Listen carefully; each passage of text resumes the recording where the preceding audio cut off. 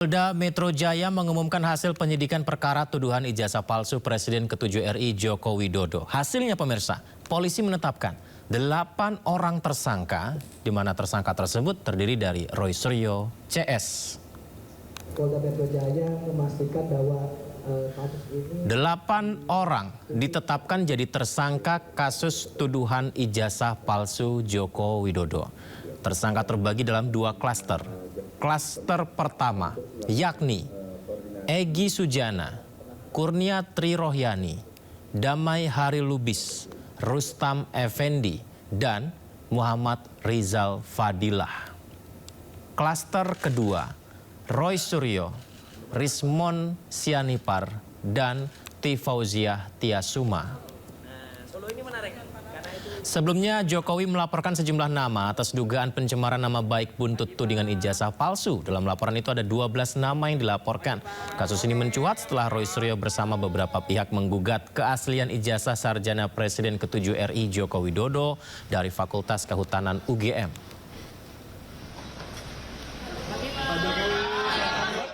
Polda Metro Jaya telah menetapkan 8 orang tersangka dalam perkara pencemaran nama baik, fitnah, dan manipulasi data elektronik yang dilaporkan oleh Bapak Insinyur Haji Joko Widodo. Penyidik menyimpulkan bahwa para tersangka telah menyebarkan tuduhan palsu dan melakukan edit serta manipulasi digital terhadap dokumen ijazah dengan metode analisis yang tidak ilmiah dan menyesatkan publik. Selanjutnya, penyidik akan berkoordinasi dengan Kejaksaan Tinggi DKI Jakarta untuk proses hukum lebih lanjut. Pada kesempatan ini, kami tegaskan bahwa penanganan perkara yang kami lakukan murni proses penegakan hukum. Kemudian seluruh tahapan juga dilakukan secara proporsional. Polda Metro Jaya tetapkan 8 tersangka tudingan ijazah palsu Joko Widodo. Salah satunya adalah Roy Suryo.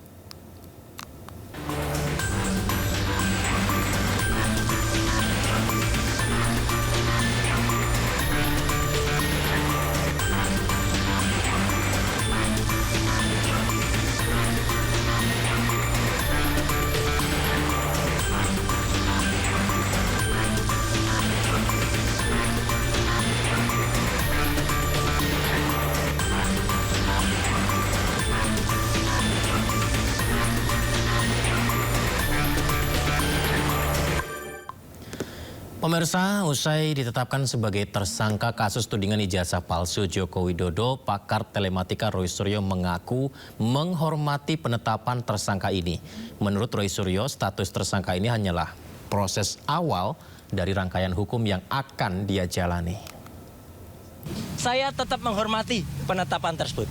Tapi sebaiknya semua masyarakat juga menunggu dengan sabar prosesnya. Karena kalau saya tidak salah dengar tadi memang tidak ada perintah langsung untuk dilakukan penahanan.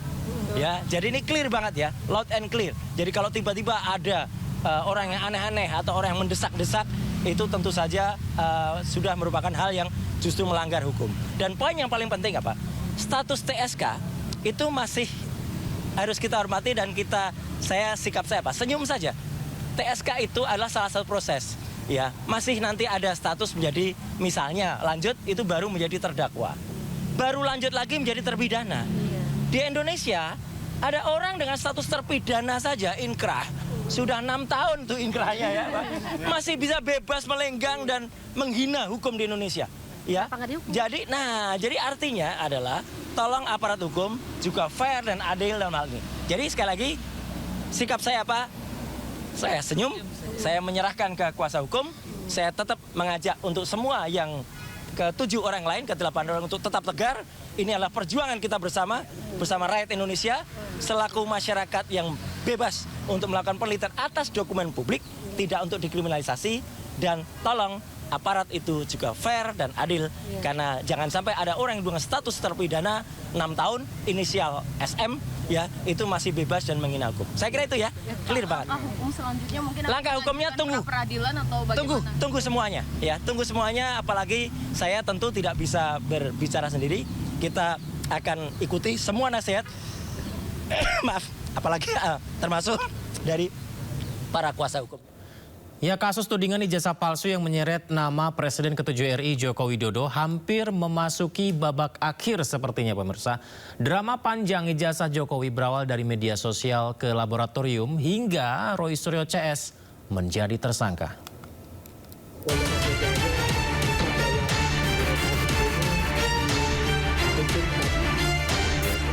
Kasus tudingan ijazah palsu yang menyeret nama Presiden ke-7 Republik Indonesia Joko Widodo hampir memasuki babak akhir. Bermula dari tudingan di media sosial, isu keaslian ijazah Jokowi pertama kali mencuat di ruang publik sejak 2022. Namun kembali menguat pada awal 2025 setelah sejumlah pihak menuding ijazah yang digunakan Jokowi untuk mendaftar sebagai calon presiden tidak sah. Jokowi melalui kuasa hukumnya melaporkan sejumlah akun dan individu yang menyebarkan tudingan ijazah palsu ke Polda Metro Jaya pada 30 April 2025. Jokowi melaporkan dugaan fitnah terkait tuduhan ijazah palsu ke Polda Metro Jaya. Terdapat 12 orang yang masuk dalam daftar terlapor setelah kasus tersebut naik dari penyelidikan ke penyidikan. Di antaranya Roy Suryo, Dr. Tifa, Abraham Samad, Egy Sujana, hingga Damai Hari Lubis. Dalam prosesnya, Jokowi juga sudah diperiksa setelah kasus naik penyidikan. Pemeriksaan digelar di Mapolresta Solo pada 24 Juli 2025. Penyidik Polda Metro Jaya turut menyita ijazah SMA dan S1 milik Jokowi untuk diteliti laboratorium forensik. Polda Metro Jaya melanjutkan penyelidikan atas laporan yang dibuat Jokowi. Penyidik melakukan pemeriksaan intensif terhadap puluhan saksi dan ahli, serta menyita dokumen ijazah asli Jokowi dari SMA dan Universitas Gadjah Mada untuk dilakukan uji keaslian oleh Pusat Laboratorium Forensik. Hasil pemeriksaan forensik menyimpulkan ijazah yang dimiliki Jokowi adalah asli.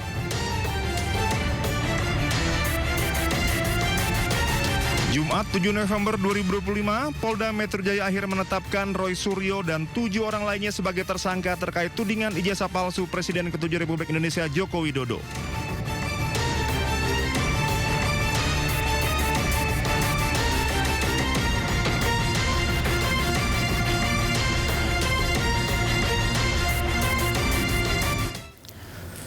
Ya, polemik ijazah Joko Widodo memang seperti yang tidak kunjung usai meskipun tadi kami sampaikan sudah memasuki babak akhir sepertinya ya. Hari ini pakar kebijakan publik Bonatua Silalahi melaporkan dugaan pelanggaran kearsipan ijazah Jokowi ke Barreskrim Polri.